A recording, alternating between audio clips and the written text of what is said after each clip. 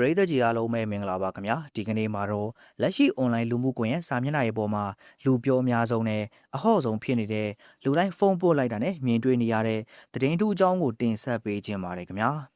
လက်ရှိ Facebook ပေါ်မှာဆိုရင်တကယ်ကိုကြရထတုံးလို့သွားစီမဲ့ခေါင်းစဉ်တစ်ခုနဲ့ post တွေသတင်းတွေကသရဇက်တက်လာနေတာကိုပရိသတ်တို့လည်းအသိပဲဖြစ်ပါလိမ့်မယ်အဲဒီခေါင်းစဉ်ကတော့တခြားမဟုတ်ပါဘူးဖြိုမြောင်းရဲ့ကိုရင်ကိုလွှဲထားကြတယ်မိုးမြောင်းဆိုတဲ့ခေါင်းစဉ်လေးပဲဖြစ်ပါတယ်အဲ့ခေါင်းစဉ်ကိုမြင်လိုက်ရတဲ့အချိန်မှာပဲ online အသုံးပြုသူထောင်ပေါင်းများစွာကလည်းအန်းသိမ့်ခဲ့ကြသလိုလူတိုင်းကလည်းဒီအကြောင်းနဲ့ပတ်သက်ပြီးတော့ဝိုင်းဝန်းဆွေးနွေးနေကြအကြောင်းလက်ရှိအချိန်မှာတော့တကယ်ကိုပေါက်ကွဲရပြည့်တဲ့သတင်းတစ်ခုလိုမျိုးဖြစ်နေခဲ့ပါတယ်လူတိုင်းကလည်းဒီ post ကိုအချင်းချင်းတင်ကြ share ကြနဲ့ Facebook ရဲ့ trend တစ်ခုလိုတော့မှဖြစ်နေခဲ့တာပါကဲဒီလောက်တော့လူပြောများပြီးတော့ဂေယထားနေတဲ့သတင်းကဘယ်ကနေစတင်ခဲ့ရလဲဆိုတာကိုအရင်ဆုံးပြောပြခြင်းပါတယ်ဒီသတင်းကို social media ပေါ်မှာမူရင်းစတင်ခဲ့တဲ့အကောင့်တစ်ခုရှိပါတယ်အဲဒီအကောင့်ရဲ့နာမည်ကတော့မမကြီးကိုချစ်တယ်ဆိုတဲ့အကောင့်ပဲဖြစ်ပါတယ်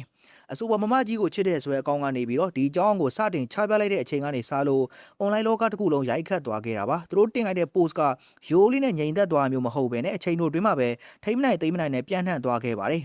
ကိန်းကနအချက်လက်တွေရကြည့်မယ်ဆိုရင်လည်းအဆိုပါ post ကိုဝင်ရောက်ကြည့်ရှုပြီးတော့ဝိုင်းအောင် share ကြသူပေါင်းကလည်း9000ကျော်တိရှိသွားခဲ့ပြီလည်းဖြစ်ပါတယ်ဒါတွေမကသေးပါဘူး post ရဲ့အောက်မှာဝင်ရောက်ရေးသားကြတဲ့ comment ပေါင်းကလည်း2000ကျော်တိရှိနေပြီးတော့အခုချိန်ထိလည်း10မိနစ်10စက္ကန့်တိုင်းမှာလည်း comment တွေကအဆက်မပြတ်တိုးပွားလို့နေခဲ့ပါတယ်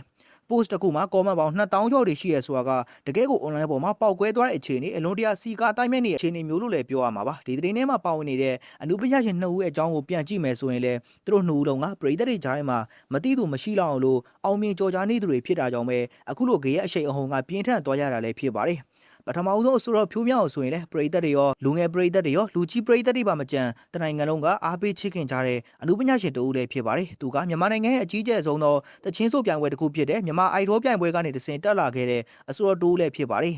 ပြိုင်ပွဲကလာကလေးကဘိုလူပွဲထိတကယ်နဲ့အားပေးမှုတွေကိုရရှိခဲ့ပြီးတော့လက်ရှိချိန်ထိလည်းခိုင်မာလုံးနဲ့ fans base ပရိသတ်ခိုင်မာနဲ့ရှောက်လန်းရလမ်းကြောင်းထဲမှာလည်းအောင်မြင်မှုတရဖူကိုစောင့်ထားနိုင်စေအဆိုတော်တူလည်းဖြစ်ပါတယ်နောက်ထပ်တူကတော့ကျွန်တော်တို့အားလုံးအမြဲတမ်းလေးစားအားချရတဲ့မင်းသမီးကြီးမမိုးမြောင်ပဲဖြစ်ပါတယ်မိုးမြောင်ကတော့မြန်မာအရှိလောကထဲမှာဆယ်စုနှစ်များစွာတန်အောင်လို့ထိတ်တန်းကနေရပ်တည်နေတဲ့အကယ်ဒမီများစွာတိမ်ပိုက်ထားတဲ့ဝိုင်းတရုပ်ဆောင်ကြီးတူလည်းဖြစ်ပါတယ်ကြာစီကိုပိုင်နိုင်သောတရုပ်ဆောင်နိုင်ခဲ့ပြီးတော့အနုပညာလောကရဲ့ပြတ်သားပြီးစံပြဖြစ်တဲ့စီနီယာမင်းသမီးကြီးတူဖြစ်တဲ့လူတိုင်းကလေးစားချစ်ခင်ကြရလဲဖြစ်ပါတယ်